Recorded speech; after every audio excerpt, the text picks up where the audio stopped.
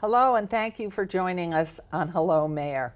I'm City of Las Vegas Mayor Carolyn Goodman, and I'm so glad you could join us for this phenomenal show.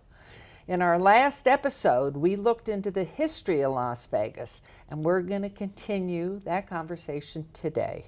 But you can't talk about the history of our great city without talking about the greatest guy in the world, Mr. Las Vegas himself, Wayne Newton, who's taken time out of his busy schedule to be with us today. Wayne, oh my gosh, my heart. I am thrilled to be here, Thank Mayor. you. Thank you for asking. Oh my goodness, this is such an exciting time for us. So, I think first of all, so many of our young people watching this have called me or emailed me and said, it's fascinating to find out how people get started. And you're so famous and your voice so beautiful, and Dankeschön is with us all forever.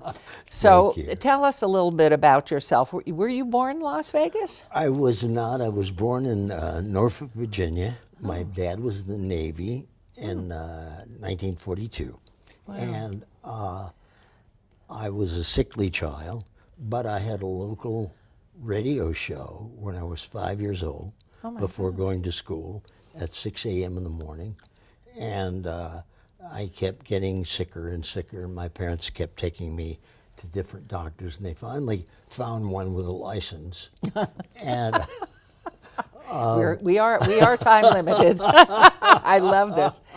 And so he diagnosed me with bronchial asthma and said to my parents, if you want this kid to live, you better get him out of this climate.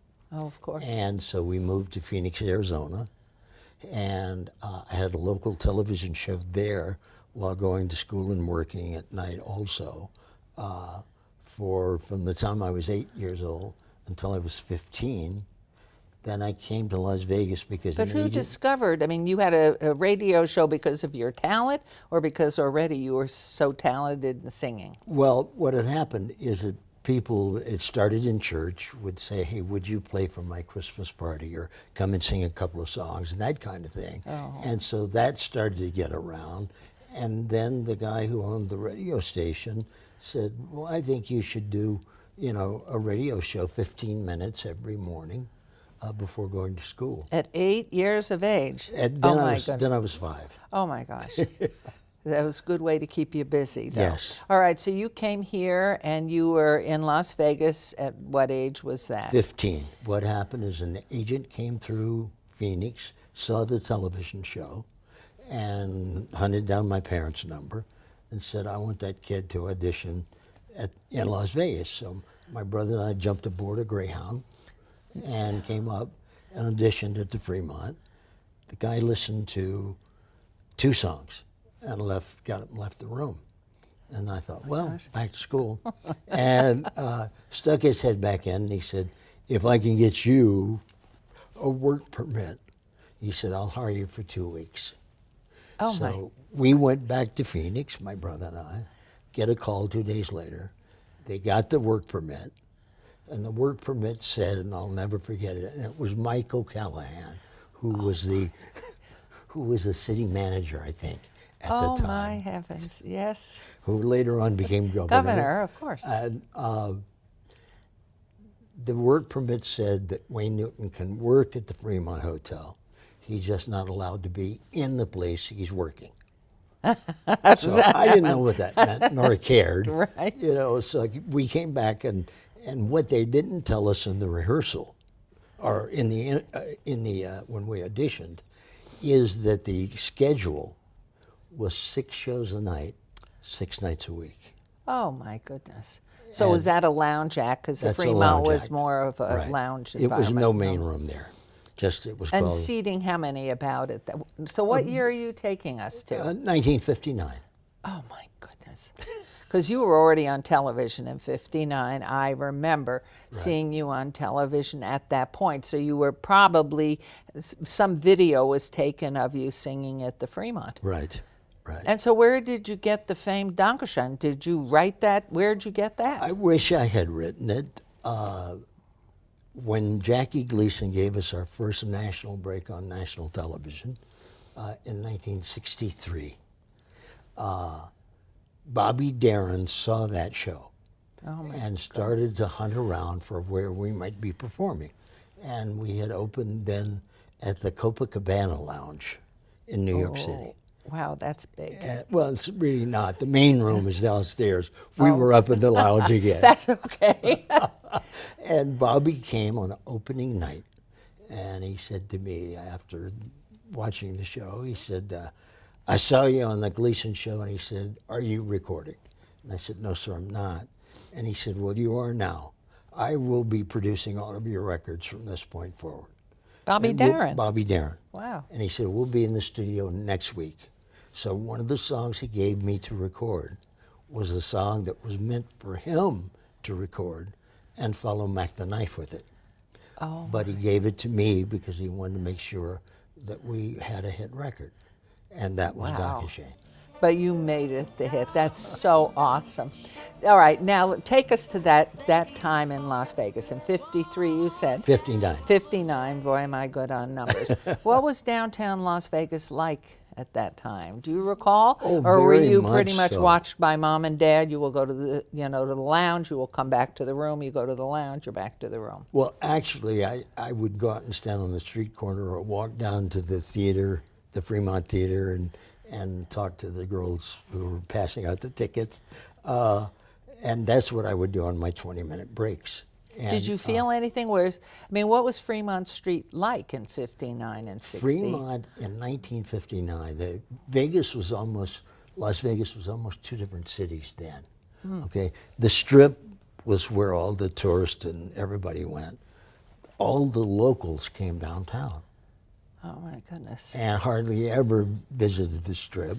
And the people, But at that time, there were only a few hotels, right? There was the El Rancho, Golden Sahara. Nugget, El Rancho, Binion's, Right. and then the plaza at the end of the street. I Right. mean, today, when on our way here, I was looking at downtown and the way it's evolved and the incredible job you and someone very close to you, your husband, have helped certainly this to become what it is. It's phenomenal what's happening downtown. There was nothing like this then. Did you, in fact, live in Las Vegas? Were you in somewhere in the Clark County area, or were you We living? stayed at a motel, my brother and I, the El Rancho Motel, which was right at the end of, At Sahara and Las Vegas Yes, Boulevard ma'am. before it burned down. Yes, ma'am. So you lived there. we lived there for 6 months. What happened is the 2 weeks that they guaranteed us turned into 52 weeks the first year. Isn't that fabulous? Your parents gave up everything. Your father stopped being military and just here you They were. finally, my parents came up. They wanted to make sure that we were going to last, and not have to come back to Phoenix. And so my parents moved up here 2 years after my brother and I had come up We're here. so successful. Now, your brother, because I only remember you, I'm sorry, brother, but the reality is I only remember you. And did he play with you? Was he singing? Was he backup to you? He or what? was back up and he played rhythm guitar. Okay. But you played instruments as I well. I started on steel guitar at the age of 4. And then I picked up a 4-string banjo and mandolin. Then when I moved to Arizona and doing the television show, I added another couple of instruments. But when we came here, and you get hit with 6 shows a night, That's 6 nights a incredible. week, you can't sing that much. I don't care who you are, right? So I kept developing the instruments Oh, to give you me a vocal voice. relief. Yes. And Oh, I so could that's how I understand ended that. up playing all total. Now, one thing I remember about you, you're part Native American. I'm half Native American, quarter Irish, and a quarter German, which means How I did can't drink everybody at all. get together? So what Native American tribe are you Well, from? my mother was half Cherokee and half German, and my dad was half Powhatan, which was Pocahontas' tribe from Virginia, and half Irish. And my grandmother on my father's side had white hair by the time she was 30 years old. And did you learn anything about the native tribes from which you came? I didn't at first. I kept talking to my parents. Were you accepting of that? I know, we were such a very clear-cut, almost racially divided community in the 60s. Curious, because obviously it was known that you were Native American. Yes, Did you have any problems in southern Nevada? Not at all in Nevada, but it's the first time in my life that I experienced any kind of prejudice when I went to Phoenix. Because when they found out I was half Native American, they would use terms like an apple, you're an apple, which means red on the outside, white on the inside. Oh my heavens. Or they would call you a breed, or they would call you derogatory names. Yes. And so I became very involved with an orphanage outside of Phoenix when I was in grade school in Phoenix to help raise food and clothing and that kind of thing for the kids that were at the orphanage. And so I was always involved in the Native American side of it, but I never stood and marched and did any of those things because I felt that people understand it a lot more if they're not confronted in a negative way. Well, and two, I think when you find out, I was one of 2 Jewish girls in a camp of 400 girls, and I remember going around the cabin and everybody said what religion they were, and these were girls I'd lived with every summer for about 5-6 years. When I said I was Jewish, it was like, oh my gosh, and it makes you reflective. It does. And it makes you want to find out knowledge. Why am I different? Is it bad to be different? Is it a good thing? And I think today, being different is actually a wonderful thing. Well, for me, I just figured out very young that whatever I am, I had nothing to do with. Well, and whatever you are, you are. Right, what is. And it was interesting to me because my father never admitted his heritage up until he was in his 70s. And if I would bring it up, he would just go, no, I don't want to talk about that. And I finally figured out why after years and years. And after his passing, actually, I got a call from our tribe in Virginia, and they were going in front of the state legislature to be recognized by the state as Native Americans. And I found out because they said, we saw a tape that you had done about your heritage, and can we use that? And I said, when is this hearing? And they told me, and I said, would it bother you if I came back in person? No, that would be wonderful. So my wife and I went back to Richmond, met the governor, and then the entire legislature, and I talked to them about it. And come to find out, had been a law passed in 1922 or 23 that said if you were not Anglo-Saxon, you would be considered black. So you were either black or you were white. And that's what the law said. Isn't that So simply all the incredible? Native Americans then burned their papers and did everything to disavow their heritage.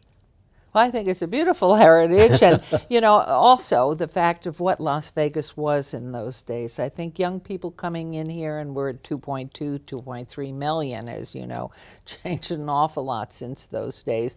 And even when we came here in '64, it was very segregated. Yes. But as an entertainer, first starting off downtown and then obviously you were everywhere. I mean, you just became this iconic symbol of a great voice, but everybody always knew. I mean, there was such a special talent, and other artists, other musicians, other singers all just sang praises of you all the time too.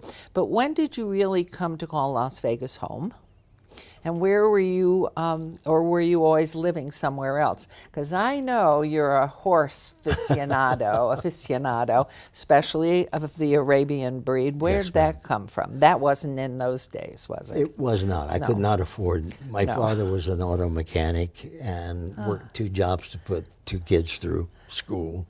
And but my 2 loves in life were music and horses. And I didn't know which I loved more. But I where'd you can get tell you which introduced? afforded the other. Which is less expensive, I can assure you. But where did the love for horses come? Was that when I you were think it's my heritage. I Goodness, really do, isn't that because something? it was a passion with me, that I've never gotten over. And we are in our 7th generation of breeding Arabian horses. We've produced 97 international champions to date. Magnificent. And I have exported horses from here all over the world, including this last week. We just had a gentleman from Israel come and buy 10 horses from us.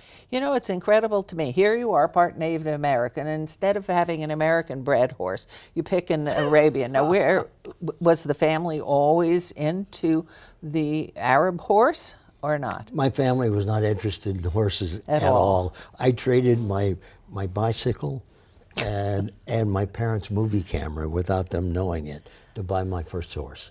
And it was just a breed. It was just a mixed breed. Good old Mustang. Good old Mustang. And then when I could afford a little more and was working regularly up here, I got into thoroughbreds for a short period of time.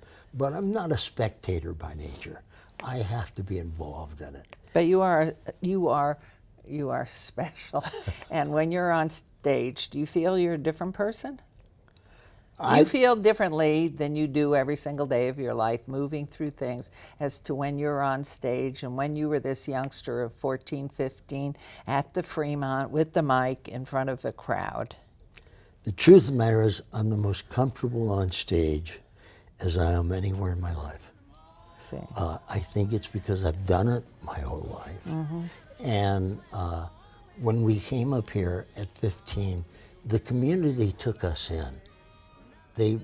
Claudine, for example. Oh my gosh, Williams, Claudine Williams, you sure. know, made sure that we didn't get in trouble and I didn't say things or do things I shouldn't be doing.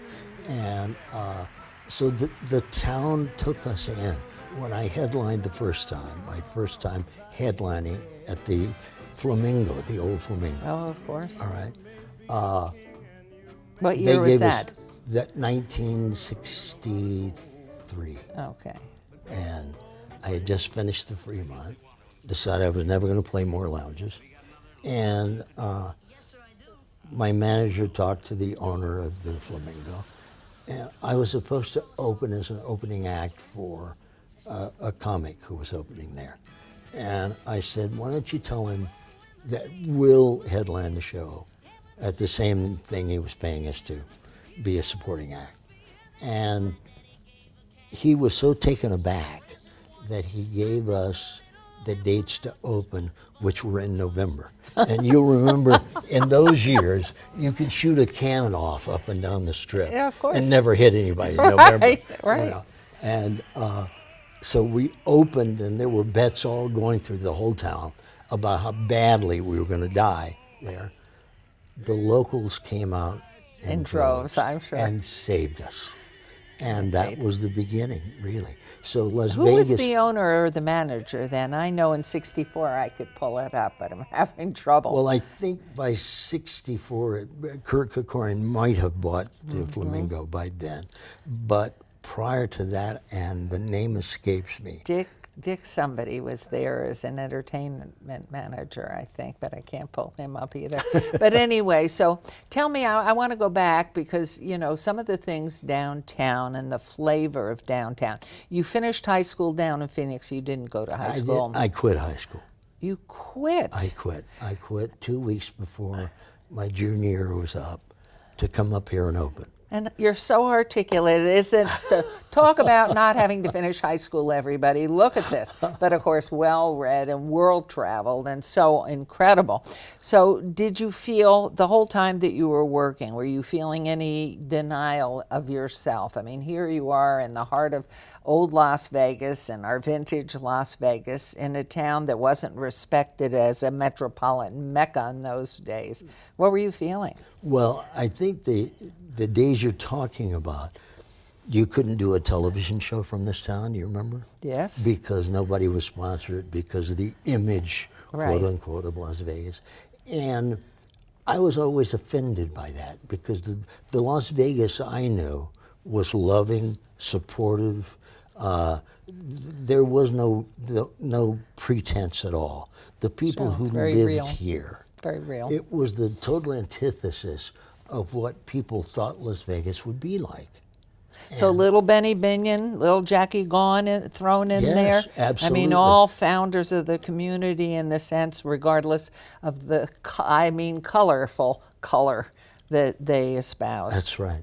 And they were all, did any of the other hotels try to have you, or didn't they have showrooms downtown? They didn't have showrooms down there. The only then you one went that to the had big a- showroom. Right. The only one that had a lounge comparable to the Fremont would have been the Golden Nugget. And Kenny Rogers was appearing there with with his group in those years. Isn't that fabulous? And so it was, we had our own little world downtown, you know. And when that agent who brought us to Vegas would come up here, he would park his car on the Strip and take a cab downtown. And then we'd take him back out. I think there were 7 hotels on the Strip. in Right, I those know days. that when we arrived there was lots of land in between the different buildings. And so Right. the only place that was elbow to elbow of sorts was down on Fremont Street. Right. But there was no canopy at the time. None. And there was just people driving up and down from there. Right. Did you have a sense of the community being at all segregated? Were African Americans allowed into the lounge? Do you No, they recall? weren't. No, Same? they weren't. And in fact, once even I had moved to the Flamingo, and then ultimately in '67 to the Frontier, Sammy and Pearl Bailey and those kind of people could work the Sands Hotel, But they couldn't stay but they there. couldn't stay there. They would have to stay on the west side. And of course, that didn't dawn on me. It wasn't, we weren't involved in that mentally, because you're doing 6 shows a night, 6 nights a week. Yeah. Right? Really, all you have time for is to eat, sleep, and work. Well, and I'm sure for other entertainers that were African American, it just, they were on the same schedule, having a great time entertaining and being out there and looking for their next TV performance as well, and exactly. their next booking. So, it's sort of what is, and for me to continue on with what I love, what is. I will just deal with it. Right, And right. not even thinking about it. But I know, because I've seen other pictures of you, you were buddies with all of those people. They were the very greats. You had kind the to me. greats, and you were among, but no wonder. But I meant with all the great shows, when we came here, we missed the Beatles by a week. They preceded Oscar coming to town, and I always tease him about that. I said, the greats also beat you. But it's interesting to me because of the flow and the development of town and what's happened in the world. If you could look back, is there anything that those of us who are still here and calling it home and loving every day, do you see things that we can be doing differently or better?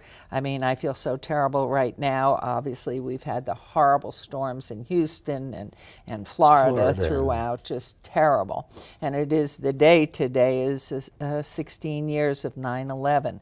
Do you see anything, I mean, were you able to be president of this country that you would do, with no comments to anybody else, what they've done in the past or going forward? What are the things that we're missing? I think the thing that maybe our town is missing a little bit, and as is every other city in the United States, is that I think, with all due respect and present company excluded, Thank you. okay, I think that so many of our politicians have forgotten why they are where they are, and that is to help the people. Yeah. And if our city has lost anything by moving to the big corporations and all of that, we've lost that little personal touch, that little thing that people felt when they came here, and they knew the dealers and they knew the people behind. But with, that's progress. And with that comes education and responsibility. And I know, though, I mean, to tell our viewers, those days where you were in the lounges and you could have even great entertainers in the lounges in the 60s, early 70s, where every hotel was privately owned. At best, maybe an owner would have 2 hotels, but there was no big corporate No, structure. there wasn't. And so when I hate to even ask you this, but was there a favorite hotel you liked to perform in? Or did it vary with the I years? worked for Mr. Hughes for 14 years. Oh, which hotels? I worked the Frontier, Oh, of course. and I had signed there before he bought the Frontier. But then by the time I opened, he was owner. Then I worked the Sands, I worked the Desert With Jack Inn. Jack and Trotter, or No, was he Mr. gone? Hughes Oh, Mr. owned Hughes it had then. that one too. Right. Okay. And I really worked them all basically. And in some instances on the same night, if Jimmy Durante became ill or if Bob Goulet had a bad night or whatever, they would call me and say, would you go over and fill in? I filled in for Perry Como at the Hilton one time. Oh my gosh, the barber. Love him. Yes. Oh, wonderful. And he sent me a beautiful watch as a gift, which I still have. And of course, So you really at that point, you were just moving between the different hotels. Did you ever, and I only ask this because of my husband's involvement in his defense attorney's position, did you ever were you ever in any of the hotels that in those days of the 50s and 60s had a reference to organized crime? actually, Fremont did. Okay. In the 80s, of course, I had a big personal rhubarb with NBC because I had purchased the Aladdin Hotel, if you remember. Oh my gosh, yes. And NBC decided that. that they would run the thing that I was running for the mafia. See, that's why we love him. He brings such flavor to our community. No, that's great. 3 days they ran on NBC News. I was running for the mafia one night. The second night I was being extorted by the mafia. And the third night I was going to be the star witness against the mafia. So there was You a didn't know what you were contract. doing. And so finally when we got them to court, which took 7 years, Oh my gosh. the first question their attorney asked me is, what do you think of the mob? And I said, I don't know anything about the mob. Well, let me rephrase the question. Did you see the movie Godfather 1? Yes. Did you see the movie Godfather 2? Yes. Did you see the movie Godfather 3? Yes, sir, I did. What's your opinion of the mob? I said, I didn't see one Indian. Oh my God, you are just so tremendous. Tell me now, because I know we're running out of time and I hate it. Tell me a little bit, what's in the near future for you? Well, I've got a movie coming out sometime early in the year that I'm a part of that was filmed in Canada called Puppy Love. Oh. And I did not only as an actor, but I did the soundtrack also. So that'll be coming out. And Are we're you at opening- liberty to say the name of the movie? It's called Puppy Love. Oh, it is Puppy Love. So there you Love. go. Okay. And it's quite a dark movie, so, Oh, so don't it's go, not kids. one you wouldn't want to take your Okay. kids to. And you're a grandpa. I'm a grandpa. So that's okay. When he Yes. says no puppy love for the kids, none, zero. Okay. And then I open at Bally's tonight again, and we've been there a year and a half and So love it there. fabulous. You are the most beloved guy in the whole wide world, and I'm so delighted you're married so happily, because if you weren't, I'd divorce my husband and chase you. And with that, Wayne, thank you so very much for being love here. you. You are just the most wonderful Thank thing you. that ever happened to this community. Well, the we community love is the you. most wonderful thing that ever happened to me, too. Well, I have to tell you, we feel the same way. We Yes. just love this community. So thank you all, and we're just so excited to have had Wayne Newton, Mr. Las Vegas, with us. And stay tuned. We'll be back in a few moments. And Wayne, God bless you. Thank you. very, Thank very you. much. Thanks.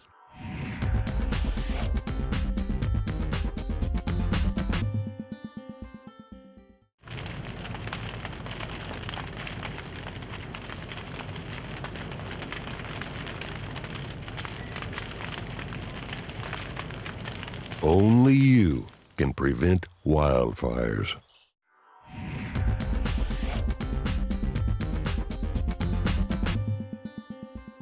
Welcome back. While downtown Las Vegas and the Strip were booming, the area known as the West Side also saw some significant growth. Thanks to the African American community that resided there, I'm joined by longtime Las Vegas resident, Urban Chamber of Commerce President Emeritus Hannah Brown, as well as by our great political commentator and radio show host, a dear friend of mine as well, Patricia Cunningham. And thank you both for being here. Thank you. Thank You you know, for I having just, us. it is, Yeah. it's so wonderful because I see Hannah lots and lots, and you and I sort of grew up together. Right. So we're going to get to that. But we, you know, we have so many young people that watch and want to learn what's going on. And it really all starts about, and it's hard to believe that those of us who may have passed 30 had a youth. And so I want to find out, let's start with you, Hannah, first. Where were you born and raised? I was born in Arkansas, Stamps, Arkansas, but I only lived there for about 3 years because my mother had the courage to leave Stamps, Arkansas with 2 little kids and come west. Oh my, were you the eldest or the No, youngest? I'm the youngest. You're the baby? Yes. With an yes. older sister and With older an older brother? sister, all Oh, see. girls. Okay. Yes. And your mom, how'd she pick Las Vegas? Friends, relatives, what? Well, actually, when she left Arkansas, in the beginning, she went to Arizona. My aunt and uncle were in Arizona, and they said, "Hey, you know, there's work out here. You can, you won't have to pick cotton in the sun and starve to death working on a farm, and there would be more opportunities." So she moved to Arizona with 2 little kids, which really proved to be very difficult for her. So she sent my sister and I back to Arkansas and went to Reno. And my mother was very, very spiritual. And she got a job in a brothel. And she said she made more money than she'd ever seen in her lifetime, but her spirituality would not allow her to work in she was the maid for the women in the I'm brothel. glad you clarified Yeah, I want to it clarify because my that. husband would How be could a we little be spiritual concerned. and Right. work in a brothel? Okay, so But I don't but just her- say that there's anything wrong there. yeah, but her religion would not allow her to continue to work there, even being a maid. But she moved. She heard that there were jobs available at the El Rancho Vegas, so she moved to here to work at the El Rancho Vegas in the pantry. Isn't that something? So what Yes. year would that have been? She moved here in 1943. Goodness And gracious. my sister and I followed. Well, they picked us up and brought us here in 1945. And so at that time, oh my goodness, with everything going on at the test site and everything that was happening in southern Nevada. And so you went to live in what is now the historic West Side, I Yes, gather, because yes. we were totally segregated, as I Absolutely, yeah. recall, as Yeah. long as even when we came here in '64. Yes. So you went to the West Side School, I'm sure. Yes, we lived on Monroe and went to West Side School, and oh my goodness, it was heaven. I look at the kids now, I feel so bad for them because, you know, you almost lived and died to get to school. And we were just a few blocks from the West Side School, so we'd walk there in the morning and have enough time to play and go to Community class. safe. Yes, community safe. And everybody knew everybody. Everybody, yes. But children were pretty sacred then. No one bothered kids. You know, we walked home for lunch and then back to school. And What was your cross street, Monroe and Monroe and F. And F F, Street. okay. F and Monroe. That was and one block is from the F home, Street. Is the home still there? No, my mom lived in the house until it became inhabitable, and then we kept pushing her to tear the darn thing down and move, and I helped her get an apartment at Marble Manor, Oh, I which she remember lived in Marble for a few years, and then later when I purchased a home. She moved with me at a later date. And so after the K-8 program at the West Side School, you went to Rancho. My first year in high school was Rancho High.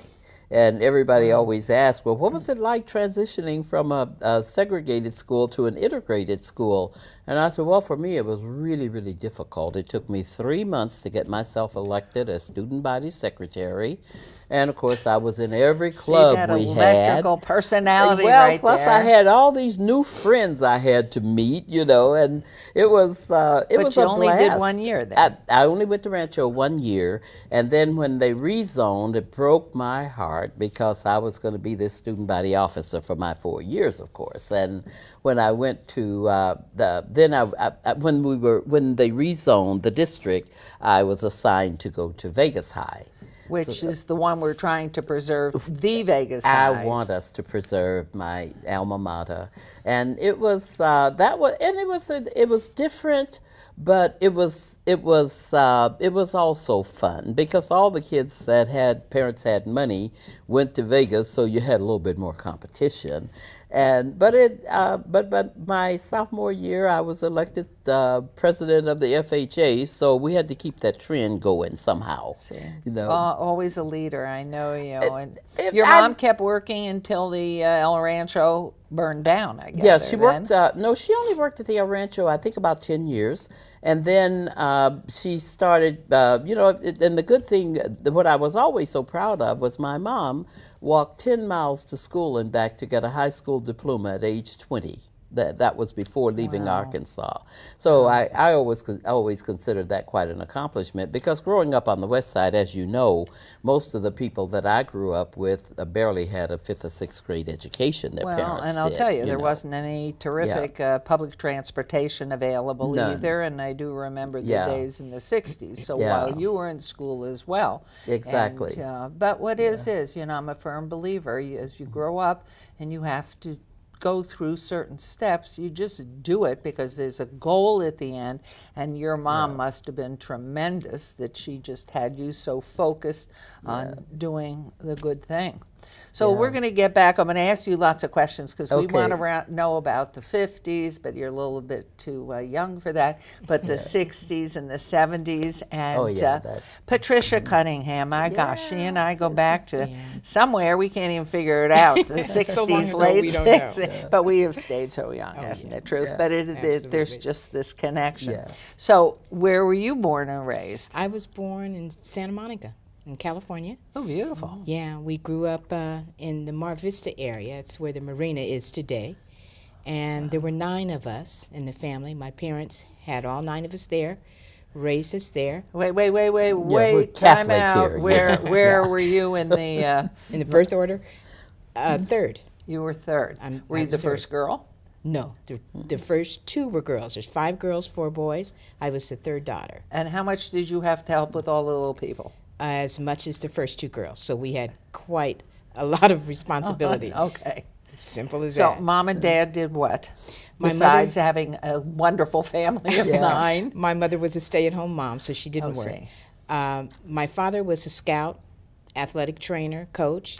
Oh, wow. He started Yeah. at Ohio State University, Loyola, Beverly Hills Catholic School, Wow. and scouted. So he did some traveling and coached teams, and we went to all the games and practices. And did your brothers play? Oh, of course. And did the ladies of the house play too? Everybody In in the the sports. family played. Or a else no sport, yeah. dinner, right? Yeah. Oh yeah. So What you was had your to be doing sport? What were something. yours? Mine was softball. I was a pitcher and shortstop. Oh my gosh. Yeah. See, did I you ever loved it. coach? No, I never. Shame on My you. sister and I thought about coaching a little league team a few years ago. Oh, you should. I know. I keep telling her we should do this. Yes, we wanted you to should, and start for a the league girls. similar to the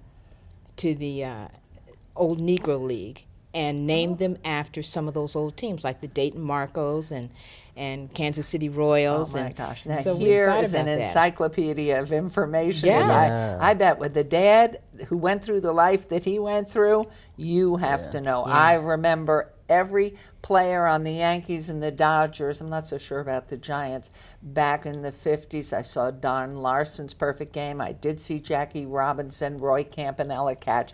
I mean, I got information. When your dad does sports, you better know as a girl, you got to zone in there. I knew every starting player for the San Francisco Giants, even though we lived in the same city with the LA Dodgers. My mother and I adored the Giants.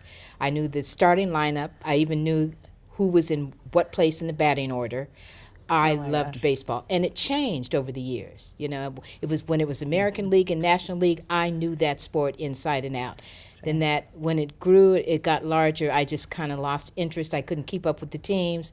I So just what kinda did you gave it do up. then after high school there? Went to Ohio State. You went to Ohio. Did they just, what happened to Ohio State yesterday? You know what? Oh, I I was supposed to check back and see who won. I have to assume they won. Okay. have to I would they assume won. they did Yeah, too. we're Buckeyes, the I entire would family. think. My father coached there, my mother went there, my son, my husband, my brother-in-law, my brother, we are Buckeyes. Okay, and So you we majored were in Ohio what? State. Social work. Social work. Duh. And came what here happened to and you? That's What why year? she's Came the here and TV became a commentator. counselor. Yeah, came here and was a counselor at EOB and met this lady named That's the Carolyn. Economic Opportunity Board. Yeah, Yeah. yeah. And there was a And- contract with the Department of Labor to Exactly. open up with EOB. Yes. A training, counseling, do it all effort to begin really integrating African American young people into the workforce That's in right. Las Vegas. That's right. And It was we called the integrated. Concentrated Employment Program. And over the years, even though the federal funding came under different names, the allocations were similar, but the training programs, what they were being trained in changed, but the concept was the same. And we watched that change over the years. The SEP program, MDTA, and today, of course, it was EOB most of that time, but we've seen so many programs come and go across the country. But it has trained people. Remember back in our day, they called them paraprofessionals. Yes. But we trained a were lot of people, and still too. paraprofessionals. Yeah. But yeah. that was Mabel and Ed Hogard. David David David, Hogard. yeah. David, Yes. Mabel Hogard. Yeah, Yeah. Mabel Hogard was my second grade teacher. Oh, it's such I a small idolized world. She was her. Oh. fabulous, fabulous. And Yeah. of course, we were over, because our building, it was right next door, but we were just sort of integrated all the way through it. Right. So great times, great people. Yeah. Probably founding members of West Side of the next generation. Not Right, this yeah. year generation, but back a generation. I remember Mm-hmm. Evelyn Coleman and Well, Joe goodness. Neal was there with Joe us. Neal, of course. Claudette Enos. Jean Claudine, Childs. Brenda Williams. I mean, there's a, Yeah. so, all right. So Well, we you were such came a small here. town You went then. to work, Yeah. Yes. and you knew that this town was segregated when you came here. Yeah. Did you have a real sense of that? You came from a very integrated area. I didn't. You And didn't. I'm almost Santa embarrassed to Monica admit it. I didn't.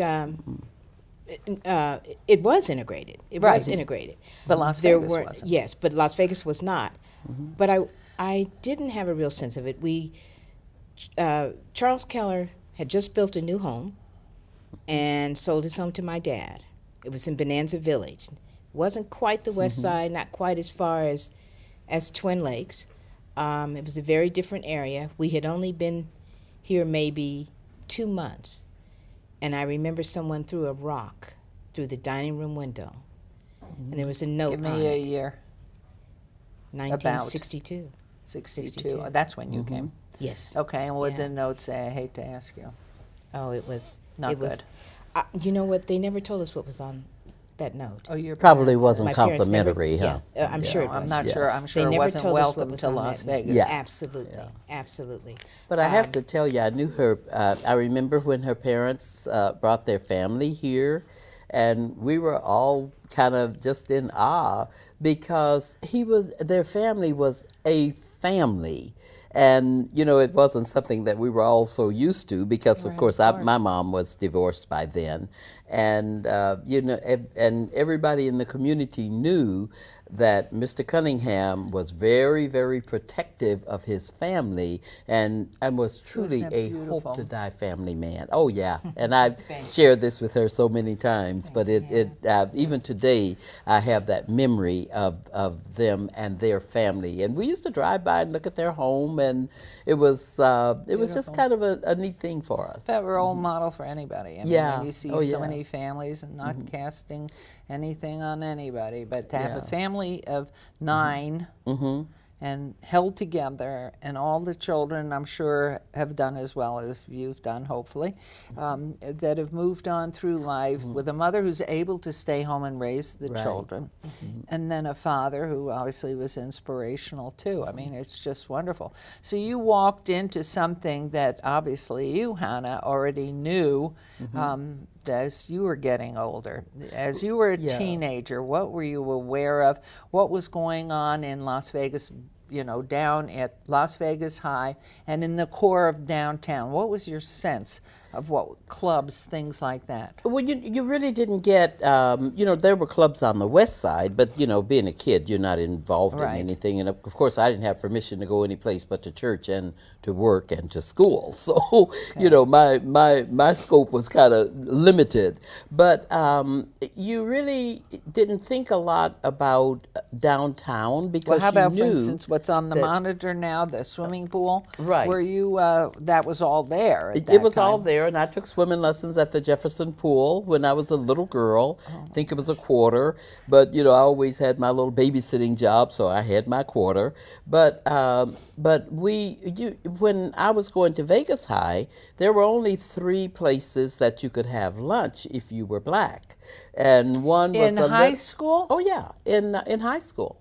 Because you have to know, I went to high school in what? But the seating 54. arrangement in the high school wasn't segregated. No, inside the school itself, no. Okay. But the building, but there was a little lunch, little hamburger store across from the school. We were obviously welcome to have lunch there.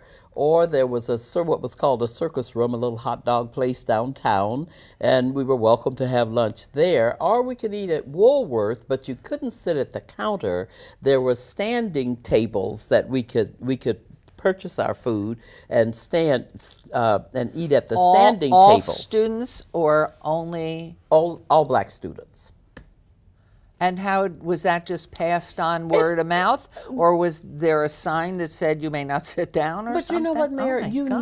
knew what the rules were, and you kind of adhered is, to is, you right. adhered to the rules, and I'm sure that if I didn't know that going downtown, which I probably did, that some of the upper class people would have told you. So, but you kind of knew what the rules were, and you didn't violate the rules because getting in trouble was not an option with my mother. Well, I was just So, going to say, yeah, all of it's us for our parents. Yeah, My yeah. greatest fear for doing anything wrong was Yeah. I could never do this because I could never go home and tell my parents. Exactly. And that's what's, Yeah. I think, a big issue today. It is indeed, the yeah. parent. I mean, that Oh, you here, you had 2 parents. Here, Yeah. your parents were divorced. Yeah. But yet you would never embarrass your mother. Oh no, she was a drill sergeant. See. Yeah, she just missed the military, but you didn't cross her. What was the Yeah. population of your senior class? My senior class, there were about 500 of us, I believe. There were Wow. quite a few. We had big classes because everybody kind of went to Vegas, and I might you only not had be Rancho and- remembering. I might not be remembering correctly, but. The percentage of black kids in the class was probably maybe 5 to 6%. There were very few black kids. Yeah. And was that a question because there were other high schools? They were at Rancho, or when did No, a Western lot open? of the kids just dropped out. They would drop out and go to Any work. reason? Go to work. Okay. And and at that generally, time, what years are we talking about? I started high school 54, graduated in 58. Okay, so that would be a time where I remember coming here, maids, porters, kitchen, Right. Service, cleaning, tables, busing. Exactly. That no car parks. That was No. and none of the No. no gaming. Only There the no medial, gaming. yeah, just the medial jobs. But for most of the people, you have to realize these people came from Arkansas, Louisiana, and Mississippi. So they came from picking cotton, chopping cotton, to working in a hotel room as a maid or in the casino as a porter and in air conditioning. So they thought they died and gone to heaven, because they were out of that sun and not really doing that hard chopping cotton and picking cotton physical work, Did so. you, once you were of age, Do you remember the Moulin Rouge? I remember I was 15 when the Moulin Rouge was opened. It was open, for 5.5 months.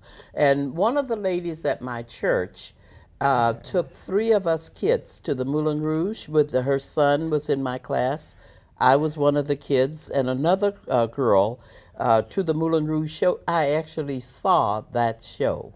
And at 15, I don't have vivid memories. All I remember were the beautiful women coming out, with the dresses, with the Moulin Rouge dances and whatever. And obviously, Bob Bailey was the MC Right. of the show. Right. So I do remember. I remember that. And then the next thing I remember was closed. Well, and too, I Yeah. mean, for that brief time, Yeah.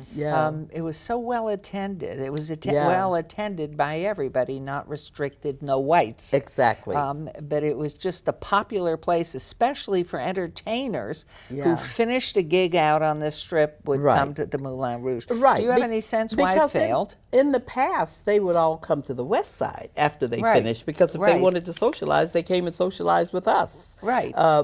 I don't know. You hear so many rumors, and one rumor was that the mafia didn't like the money leaving the Strip coming to the Moulin Rouge, and then another rumor was that there was inside and outside theft from the inside. Well, I have we no know idea. that about the Strip hotels. I don't Exactly. know from the Moulin yeah. Rouge. But as a kid, I really wouldn't have had any idea. But I've heard, we've all heard all the rumors, but I don't know if anybody But really you got knows. very involved after high school in the Yeah. Oh, community. yeah. Yeah. And so you had come here, already graduated from college. Was your first piece of employment SEP and EOB? Was it that contract, or Yes. had you done something Yeah, else? no, interim? that was the first, and I stayed in that profession for 20-some years, and then started doing radio on the side, just Yeah. volunteering, because I noticed I there wasn't a know. news You knew I was going to department. run for office, and I wanted to be interviewed on your I show. know, yeah. Absolutely, yes. Yeah, well, Got she to found throw something by. she was good at, that was, Really? yeah. But I did that for 26 years, and I remember saying to myself one day, for all of the clients I have can stay after 5 o'clock, and you pour your heart out and do everything for them as much as you can, and sometimes there isn't allocations there for you to give them what they need, steer them in the right direction. I could reach 4 times as many people in that 1 hour show. See, isn't that something? If I come in there with the right information and empower people to do for themselves. That was a thought and kind of a goal when I started, and it's a passion. It is, You're so right. yeah, though. I feel like I've gotten so much more out of that than any job that I held. And I was in social work for 26 years. But when you go back to it, you're absolutely right. But I think it takes years of experience It does. for you to begin to climb up the mountain to see how you can be more effective. Obviously, you can be very effective at the grassroots level, individual by individual, working with them. Yeah. But when the word goes out and you do it so well, I mean, what a concept, because you are teaching people in everything how to take care of yourself and do for yourself. That's incredible. It's the most difficult part of that job today, very different from what it was when I started 20 years ago, because I think the mindset of people has changed. But people are angry. Oh, yeah, they People are very not much only so, angry, yeah. I think Yeah. there is a sense of there must be something out there that can help me take care of my family. And my message every Saturday is, no, we have to change our thinking Yeah. and start thinking that you have to take care of your family. Don't wait for the school district to educate your children. Start reading to them when they're young, and you make sure that they're getting everything that they can get out of their education. And I mean, even people who've been caught in the storm in Florida and Texas, you can't sit at home when you see the water coming in and wait for the government to come and save you. And so what makes that whole concept of reaching out difficult today, people don't always want to hear that. So, it was great early on, but people oftentimes do not want to hear that. And as long as you're telling the public what they want to hear, they love you. They don't particularly want to hear it, but I It feel an is obligation the to parent. tell them. I am so convinced that that message was given to you by your father and mother. I and can your hear. mother. Like when she's speaking, I can almost see her dad now. Right. Yeah, but Yeah. it's. I mean, and I think of the involvement, and Yeah. I know you well enough, Hannah, that you Yeah. believe the exact same thing. you earn your own. And boy, when I was 12 years old, I could change a baby diaper as good as a woman. I was working, and I'm probably one of the few black women my age that you will meet that never made a bed in a hotel. You know, I had a job when I was 15. As a matter of fact, Julie, Patricia's sister, I had my little employees, you know, when I was a kid myself, you know. And, You were running and the Julie- show even then. I know, yeah. Julie worked for me, and I always say with me. I mean, and she's a wonderful woman too. But, But you were inspired yeah. by your parents. Absolutely, And you absolutely. were given They were the ambitious right road. people. Yeah, but they were good religious people. Right, right. And you did Yeah. not stray. You would Yeah. not embarrass them. Yeah. And the things that you earned all the way through working, I mean, here you became the Urban Chamber president. I mean, you were Yeah. always seeking a higher And, you know, even achievement starting with the airlines, sharing. when as in an entry level position, I and you were started the only. the only black. I was the airline queen of the West Side, you know, because no one else worked for a major airline. No, I mean, it's unbelievable. Yeah, and then, you know, starting in an entry level position and retiring from the corporate office was phenomenal, you know. But I tell young people all the time when they want to know the easy way out, it's hard work. But when You've got to you put look back, something in to get something out. Those first years in Las Vegas, in the late 50s, early and mid and upper 60s, when we're still segregated, do you have a feeling now, looking back, that you would assess the whole thing and say it made me what I am, or it made me this, or it was a terrible time, or what? No, it clearly made, I can only speak for me, but it clearly made me who I am. Because when you know, during those years, and you're identifying the years when I started working for the airlines, it was a privilege. And in order for me to take advantage of that privilege, I had to give my very best, and it made me who I am because consistently. And you know, I have people ask me a lot, particularly people of other nationalities. Well, you're not bitter. You went through all of that. You're not. I have nothing to be bitter about. I happened to grow up in a time that was difficult. But the person that I'm speaking with today didn't create that situation, and I was blessed to be able to navigate and find a better life and make a good life for my daughter. Well, and do you have any grandchildren? No, she didn't have any kids. That's all right. You know, We borrow. We yeah, borrow. I have 5. Look at this. 5. I know, I she beat love me, them to yeah. death. What I'm happened so to the proud other of them. 4? You're 1 of 9. I'm waiting. Yeah, I'm waiting, and I'm encouraging, but I don't think anyone's listening, so I'll settle for the 5. So what Okay, did you think? We're down to our very last minute in a nutshell. So what did you think?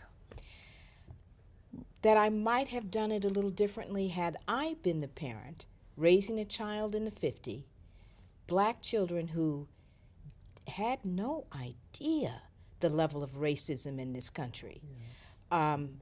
We went to Gorman. There were 750 students. 7 of them were African American, and 2 of them were Cunninghams. So I really didn't. So it was shocking to me. It was a culture shock for me.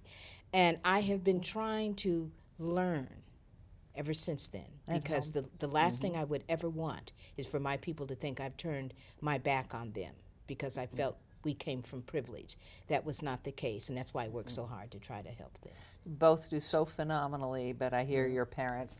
And so thank you so much for being here. I can't thank these 2 wonderful people enough.